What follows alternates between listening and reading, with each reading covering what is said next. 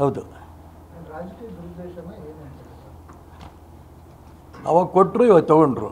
ಯಾಕೆ ಅವಾಗ ಕೊಟ್ಟರು ಅಂತ ನಾನು ಕೇಳಲಿಲ್ಲ, ಯಾಕೆ ವಾಪಸ್ ತೊಗೊಂಡ್ರಿ ಅಂತ ಕೇಳ್ತಾ ಇಲ್ಲ.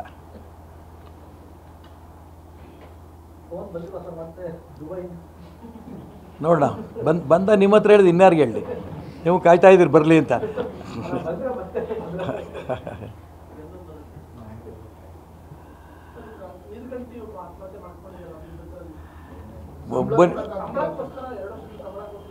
ಇವತ್ತು ಕರ್ನಾಟಕ ರಾಜ್ಯ ಸರ್ಕಾರ ಪಾಪರಾಗಿದೆ ಅನ್ನೋದಕ್ಕೊಂದು ಸಾಕ್ಷಿ, ನೀರುಗಂಟಿಗೂ ಕೂಡ ಸಾಲ ಕೊಡದೆ, ಇದು ಸಂಬಳ ಕೊಡದೆ ಅಂತ ಪರಿಸ್ಥಿತಿ.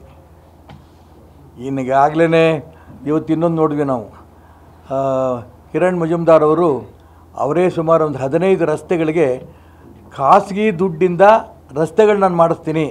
ನಮ್ಮ ರಾಜ್ಯದ ಇತಿಹಾಸದಲ್ಲಿ ಈ ರೀತಿ ರಸ್ತೆಗಳನ್ನು ಖಾಸಗಿ ವ್ಯಕ್ತಿಗಳು ಮಾಡ್ತಾ ಇರೋದು ಮೊದಲನೇ ಬಾರಿ.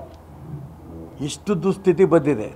ಎರಡನೇದು, ಎಷ್ಟು ಬಂಡತನಕ್ಕೆ ಇಳಿದ್ದಾರೆ ನಮ್ಮ ಮುಖ್ಯಮಂತ್ರಿಗಳು ಅಂತಂದರೆ, ನಿನ್ನೆ ಗುತ್ತಿಗೆದಾರರ ಸಂಘದ ಅಧ್ಯಕ್ಷ ಮಂಜುನಾಥ್ ಅವರು ಹೇಳಿಕೆ ಕೊಟ್ಟಿದ್ದಾರೆ. 40%ಇಂದ 80% ತನಕ ಕೂಡ ಕಮಿಷನ್ ತಗೋತಾ ಇದ್ದಾರೆ. ಸುಮಾರು 33,000 ಕೋಟಿ ರೂಪಾಯಿ ಬಾಕಿ ಇದೆ ಅಂತ. ಅದಕ್ಕೋಸ್ಕರ ನಾವು ಏನು ಮಾಡಬೇಕು ಗೊತ್ತಾಗಿಲ್ಲ, ಹೋರಾಟ ಮಾಡಬೇಕು ಅಂತ ಹೇಳಿದರೆ ಮುಖ್ಯಮಂತ್ರಿಗಳು ಹೇಳ್ತಾರೆ ಕೋರ್ಟ್ಗೆ ಹೋಗಿ ಅಂತ. ನಾಚಿಕೆ ಆಗಬೇಕಿತ್ತು ಇವರಿಗೆ.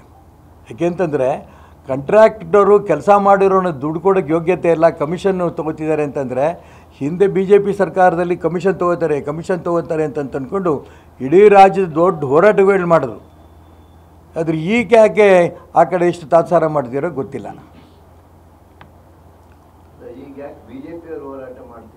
BJP ಕೇಳಿ, ನನಗೆ ಕೇಳಿದ್ರೆ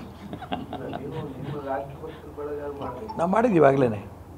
ನಾವಾಗಲೇ ಜಿಲ್ಲಾಧಿಕಾರಿಗಳ ಮುಖಾಂತರ ಹೋಗಿ ಮೆಮೊರಾಂಡಮ್ ಕೊಟ್ಬಿಟ್ಟು ಬಂದಿದ್ದೀವಿ.